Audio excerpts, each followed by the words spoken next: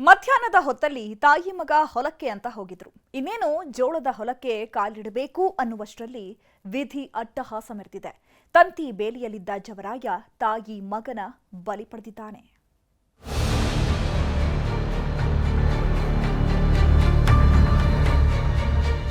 ಈ ಜೀವನ ಅನ್ನೋದು ನೀರ ಮೇಲಿನ ಗುಳ್ಳೆಯಂತೆ ಅಂತಾರಲ್ವಾ? ಈ ಮಾತು 100ಕ್ಕೆ 100 ಸತ್ಯ. ಯಾಕಂದ್ರೆ ಈಗಿದ್ದವರು ಮುಂದೇನಾಗ್ತಾರೋ ಗೊತ್ತಿಲ್ಲ.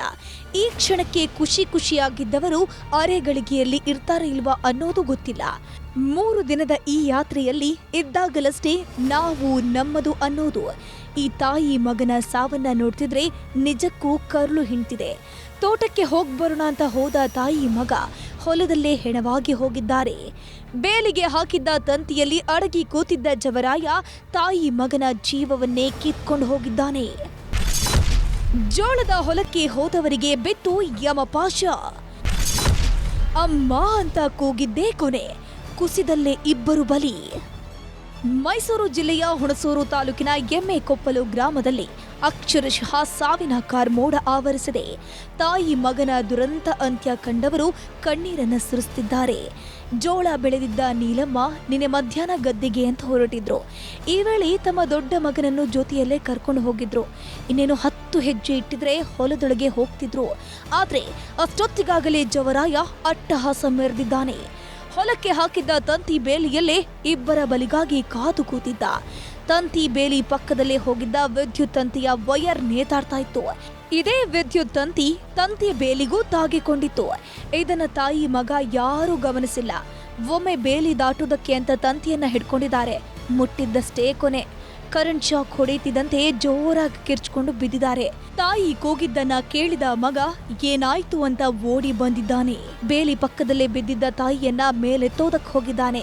ಈ ವೇಳೆ ಮಗನಿಗೂ ಕರೆಂಟ್ ಶಾಕ್ ಹೊಡೆದಿದ್ದು ಇಬ್ಬರು ಬಿದ್ದಲ್ಲೇ ಪ್ರಾಣ ಬಿಟ್ಟಿದ್ದಾರೆ.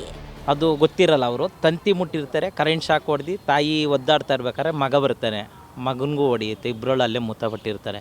ಈ KB ಅವ್ರು ಏನು ಮಾಡಿರ್ತಾರೆ ಅಂದರೆ ಒಯ್ರು ಬಿಟ್ಟಿರ್ತಾರೆ, ಒಂದು ಒಯ್ರು ಕಂಬದಿಂದ. ಆ ಅರ್ಥಿಂಗು, ಆ ವೈರಿಂದ ಮೇನ್ ವೈರು ಟಚ್ ಆಗಿ ಇದಿರ್ತದಲ್ಲ ತಂತಿ ಬೇಲಿಗೆ, ಅದಕ್ಕೆ ಟಚ್ ಆಗಿ ಇವರು ಗೊತ್ತಿಲ್ಲ ಪಾಪ, ಅದು ಆಗಿರೋದ್ರಿಂದ ಮೃತಪಟ್ಟಿರ್ತಾರೆ. ಇವರು KB ಅವರೆಲ್ಲ ಬಂದಿರ್ತಾರೆ, ಒಂದು ಪರಿಹಾರ ಅಂತ ಇದು ಮಾಡ್ತಾರೆ. ಆ ಪರಿಹಾರಕ್ಕೆ ಇಲ್ಲಿ ಒಪ್ತಾ ಇಲ್ಲ ಇವರು. ಅವರು ಆಗಿರೋದ್ರಿಂದ, ಅವ್ರ ನಿರ್ಲಕ್ಷ್ಯದಿಂದ ಆಗಿರೋದ್ರಿಂದ ಸೂಕ್ತ ಪರಿಹಾರ ಕೊಡಬೇಕು ಅಂತ ನಾವೆಲ್ಲ ಕೇಳ್ತಾ ಇದ್ದೀವಿ ಗ್ರಾಮಸ್ಥರು. ಮಧ್ಯಾಹ್ನ ಗದ್ದೆಗೆ ಹೋಗಿದ್ದ ತಾಯಿ ಮಗ ರಾತ್ರಿಯಾದ್ರೂ ಮನೆಗೆ ಬಂದಿರಲಿಲ್ಲ. ಹೀಗಾಗಿ ಮನೆಯಲ್ಲಿದ್ದ ಇನ್ನೊಬ್ಬ ಮಗನಿಗೆ ಭಯ ಶುರುವಾಗಿದೆ. ಅಣ್ಣನಿಗೆ ಫೋನ್ ಮಾಡಿದ್ರೂ ರಿಸೀವ್ ಮಾಡಿರಲಿಲ್ಲ. ಕೊನೆಗೆ ತಾನೇ ನೋಡ್ಕೊಂಡು ಬರ್ತೀನಿ ಅಂತ ಹೊಲಕ್ಕೆ ಹೋಗಿದ್ದಾನೆ. ಈ ವೇಳೆ ತಂತಿ ಬೇಲಿ ಪಕ್ಕದಲ್ಲಿ ಬಿದ್ದಿದ್ದ ಅಣ್ಣ ಮತ್ತು ಅಮ್ಮನನ್ನ ಕಂಡು ಅಲ್ಲೇ ಕುಸಿದು ಹೋಗಿದ್ದಾನೆ. ಜೀವಕ್ಕೆ ಆಧಾರವಾಗಿದ್ದವರೇ ದುರಂತ ಅಂತ್ಯ ಕಂಡ್ರು ಅಂತ ಕಣ್ಣೀರಿಡ್ತಿದ್ದಾನೆ. ನಮ್ಮ ತಾಯಿಯವರು ಮರದ ಬಳಿ ಬಂದಾಗ ಅವರೇ ಅಲ್ಲ, ಕರೆಂಟ್ ಟಚ್ ಆದಾಗ ನಮ್ಮ ಅಣ್ಣ ಬಂದು ನಮ್ಮ ತಾಯಿಯವ್ರು ಬಿದ್ದ ತಕ್ಷಣ ಬಂದು ನೋಡಿದಾಗ ಏನಕ್ಕೆ ಬಿದ್ದೋಗಾರ ಅಂತ ಮುಟ್ಟಿದ ತಕ್ಷಣ ಇಬ್ಬರು ಕರೆಂಟ್ ಶಾಕ್ ಆಗಿ ಇಬ್ಬರು ಸ್ಥಳದಲ್ಲೇ ಸರ್. ಹೌದು ಸರ್, ಇವಾಗ KB ಅವರು ಅಧಿಕಾರಿಗಳ ನಿರ್ಲಕ್ಷ್ಯತನ ಮತ್ತು ಗುತ್ತಿಗೆದಾರರು ಮಾಡಿರುವಂಥ ಒಂದು ಬೇಜವಾಬ್ದಾರಿಯಿಂದ ನನ್ನ ಮನೆಯೇ ಹೋಯ್ತು.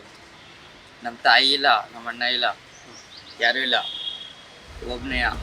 ಸೆಸ್ಕ್ ಅಧಿಕಾರಿಗಳ ನಿರ್ಲಕ್ಷ್ಯದಿಂದಲೇ ಈ ಅವಘಡ ಸಂಭವಿಸಿದ್ದು ಅಂತ ಗ್ರಾಮಸ್ಥರು ರೊಚ್ಚಿಗೆದ್ದಿದ್ದಾರೆ. ಮೇನ್ ವಿದ್ಯುತ್ ತಂತಿ ನೇತಾಡ್ತಿದ್ರೂ ಕೂಡ ಯಾರೊಬ್ರು ನಿಗಾವಹಿಸಿರಲಿಲ್ಲ.